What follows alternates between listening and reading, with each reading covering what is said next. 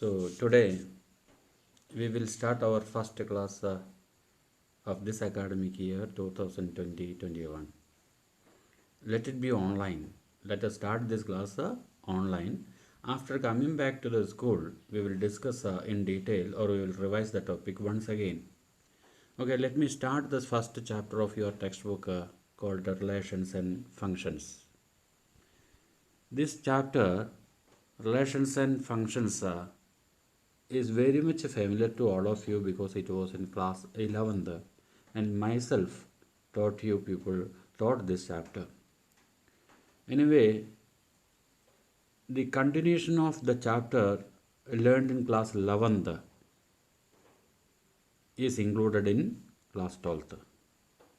So to start our class 12th syllabus or to start the topics included in class 12th, we should know some terms learned in class 11th. For example, what is an ordered pair? What is a Cartesian product? What is a relation?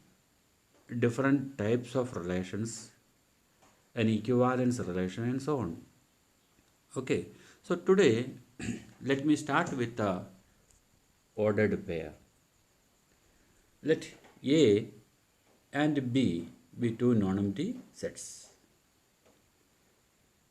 If A is an element of A and B is an element of B, then an element of the form AB is called an ordered pair. So this is an ordered pair. Now two ordered pairs AB and CD are equal. See, two ordered pairs AB are equal or AB equal to CD only if and only if A equal to C and B is equal to D. Okay. So AB is equal to CD means the first element of the first ordered pair is equal to first element of the second ordered pair. And the second element of the first ordered pair, that is B, is equal to second element of the second ordered pair, that is D. Is it okay? Now, let us move to the next term, Cartesian product. Here, let us consider any two sets A and B. Let it be a empty set or non-empty set. So, whatever may be the set, let us consider two sets A and B. Then, the set X, Y such that X is an element of A, Y is an element of B, Y is an element of B is called a Cartesian product. Or this set X, Y, X belongs to A, Y belongs to B is a Cartesian product of A and B. And it is represented by the symbol cross product. That's why it is sometimes called a cross product of A and B. So A cross B is equal to set of all ordered pair XY, where X belongs to A, Y belongs to B. Here, if you see, check whether these two cross products are equal or not.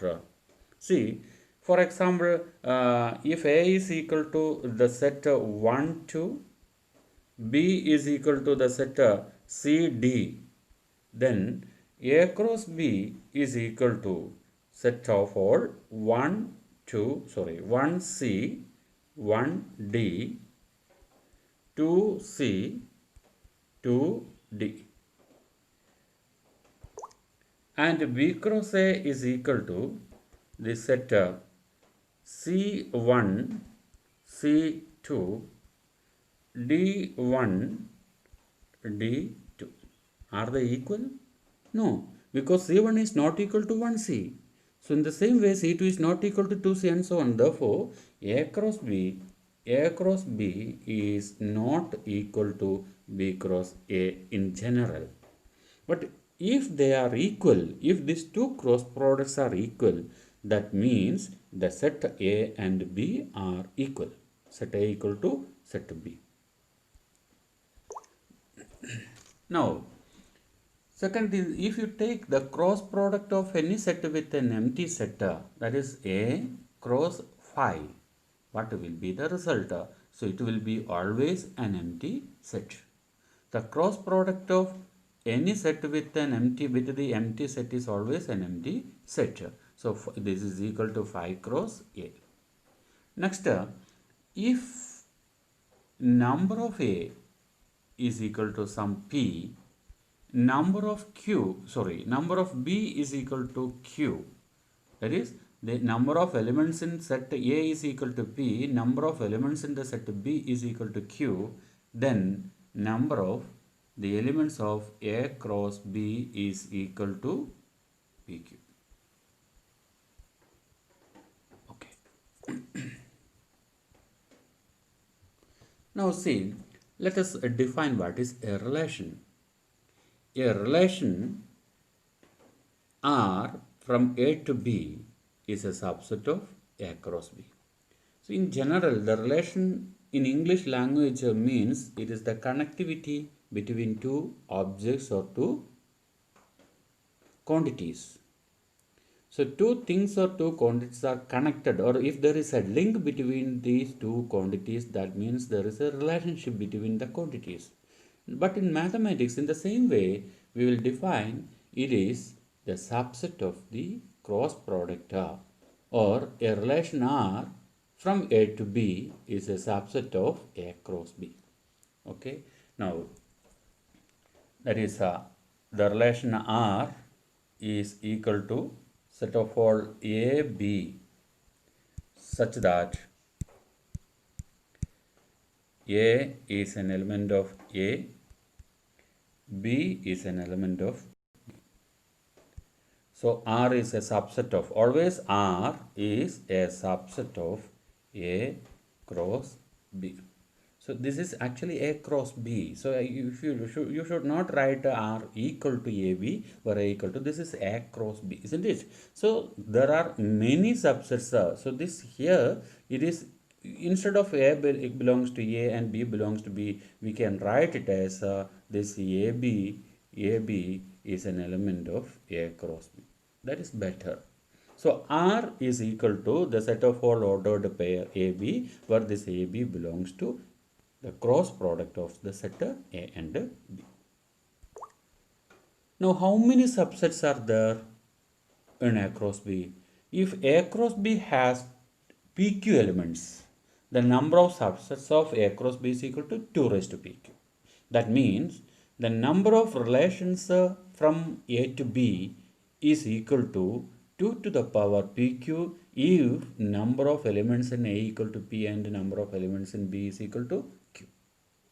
Is it okay, my children? Okay. Now, a relation on a set. Let A be any non-empty set, and a relation on A is defined as a subset of A cross A. Now, what is the domain, a range, and codomain of a relation? Suppose R is equal to, or R is a subset of A cross B, or if AB belongs to R, that means A is related with B. This means B is the image of A. B is the image of the first element A, and here the set of all first elements of this ordered pair of the set of elements of the first elements of the ordered pairs in R is called domain. So the domain is equal to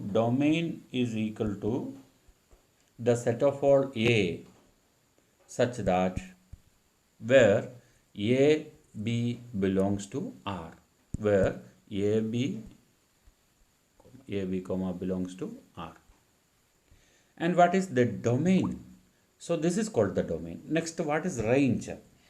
Range of R, range is equal to the set of all B where B, AB belongs to R.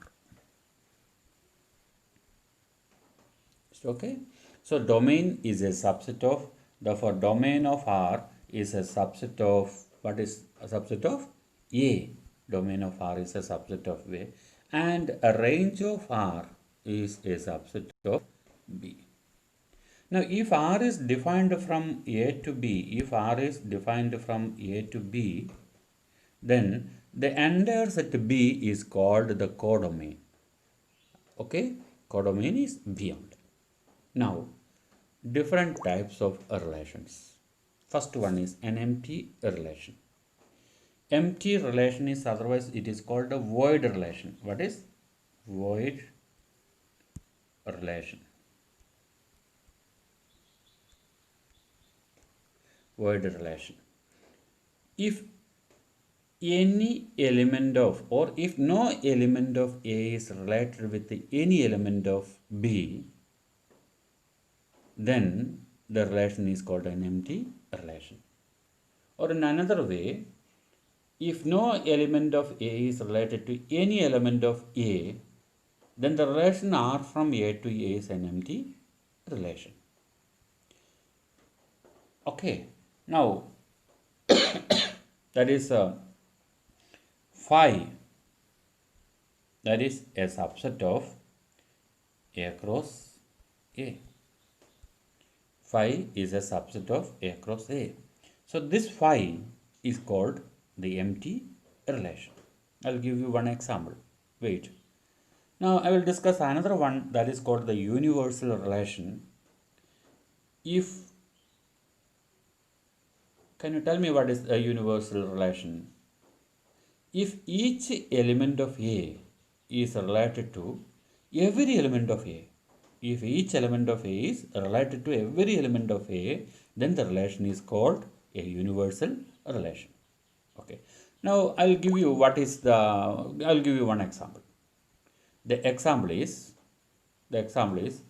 suppose X is a student of class 12th of a boys' school, and Y is a student of the same school but he is in 11th.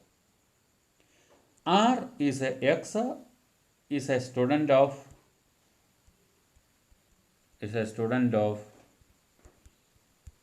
class 12th of a boys' school.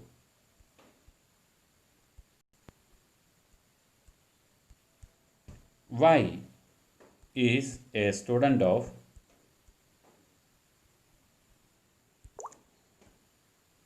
the same school. Okay. Now the relation R is defined as, or the relation R is X is a sister of Y.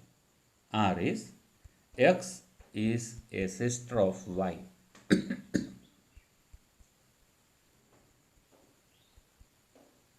That is, XY belongs to R if X is a sister of Y. Can you tell me how many elements will be there in this relation? No, because this school is a boys' school. So this sister of cannot happen in the school. All the students are boys, and therefore the number of elements in R is an empty. There will be no elements in the relation R, and therefore this relation R is called an empty relation. Now consider another example. AB of the same set. AB belongs to R if the height of or the difference between the heights of A and B is less than 3 meters. The difference between the heights of two students are less than 3 meters. So, what are the elements? All the ordered pair, the elements of the ordered pair are in this relation, because the difference will be always less than 3 meter, and that means this relation is called a universal relation. Sorry. The relation, that is the empty relation and the universal relation, are called trivial relations. Okay. Now, I'll give you another terms.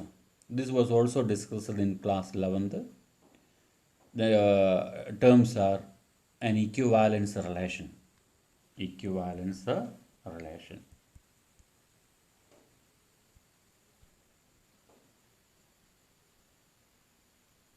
Equivalence relation. What is an equivalence relation? A relation is called an equivalence relation if it is a reflexive, symmetric, and transitive. So, what is a reflexive relation? A relation R on a set A is said to be reflexive if every element of A is related to itself. That is, the relation R from A to A is reflexive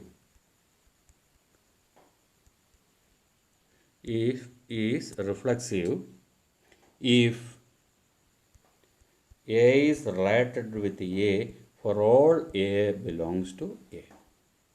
That means all elements, for example, if A is equal to set of 1, 2, then R is equal to set of, suppose let me consider the relation R 1, 1, 1, 2, 2, 1. Okay. Now, can you tell me, is it a reflexive relation? No, because 2, 2 is absent, is missing here. So, 1, 1 is there, but 2, 2 is not here. And therefore, if you include 2, 2, then this relation is a reflexive relation. Okay. Now, what is a symmetric relation? A relation R from a set A to a set B is symmetric if AB belongs to R implies BA belongs to R. If AB is in R means it should be BA should be in R. It is true for all AB belongs to A. Is it okay? If 1 2 is there, 2 1 should be there. If 5 1 is there, 1 5 should be there. That is the meaning of symmetric relation. Now, what is a transitive relation? A relation from a non-empty set A to A is transitive if and only if AB, BC belongs to R implies AC belongs to R. That is, if AB and BC are in R, or if A is related to B with B and B is related with C, then A should be related with C. It is true for all A, B, C belongs to A. So, such relations are called transitive relations. Now, if a relation satisfies all these three properties, that is, if it is reflexive, symmetric, and transitive, then it is called an equivalence relation. Equivalence relation. Okay. Now, let us discuss some problems. Let example number 1.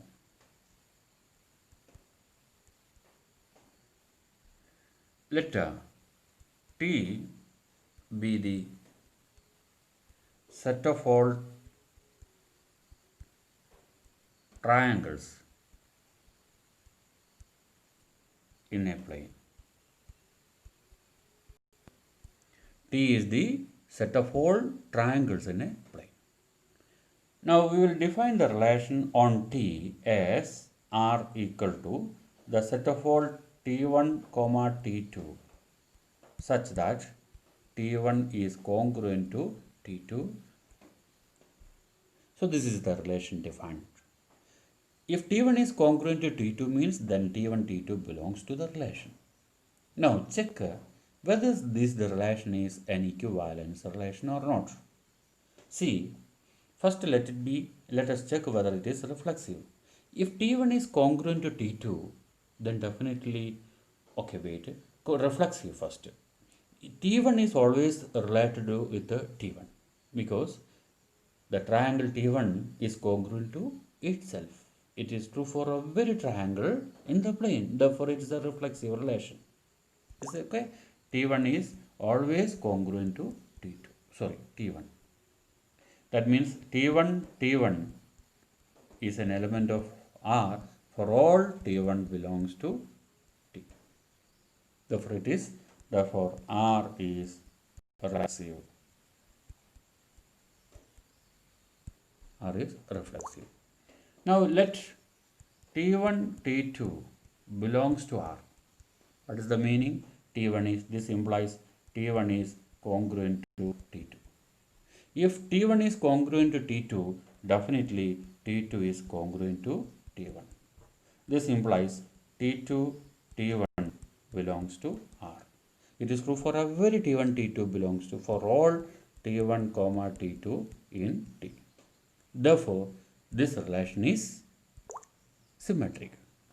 Now let T1, T2, T2, T3 belongs to R. This implies T1 is congruent to T2, T2 is congruent to T3 or and. T1 is congruent to T2 and T2 is congruent to T3. This implies T1 is congruent to T3. Yes, this implies T1, T3 is an element of R. It is true for all T1, T2, T3 in T. And therefore, this relation is a symmetric relation. Is it okay? Now, I'll give you another example. The example is,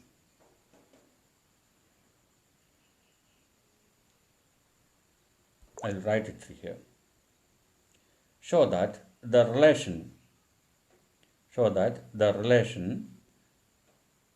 R equal to AB, or the relation R in the set of integers. R is equal to set of all A, B such that 2 divides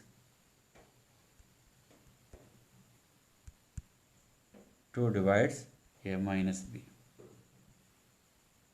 where A comma B belongs to the set of integers. Okay, let it conclude here. Now, check whether this is an equivalence relation or not. Yes, all of you please check it.